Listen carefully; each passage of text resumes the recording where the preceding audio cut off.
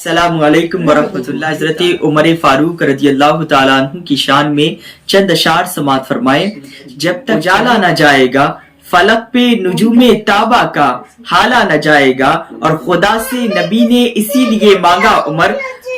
کھولا کسی سے کعبے کا تالا نہ جائے گا۔ اب اہل بیت رسالت کے بین میں قرآن سے رحمہ کا حوالہ نہ جائے گا۔ سب سے پہلے جس نے اعلانیہ ہجرت کی عمر بن خطاب ہے، جس کے سائے سے کفر لرزتا تھا عمر بن خطاب ہے، جس کے سائے سے شیطان بھاگتا تھا عمر بن خطاب ہے، جس نے محکمہ ڈاک قائم کیا عمر بن خطاب ہے، جس نے 20 رکعت تراویح کا اہتمام کیا عمر بن خطاب ہے، جس نے مکے سے لے کے مدینہ تک اسلامی چھاونی قائم کی عمر بن خطاب ہے، جس نے 4000 جامع مسجدیں تعمیر کروائیں عمر بن خطاب ہے، جس نے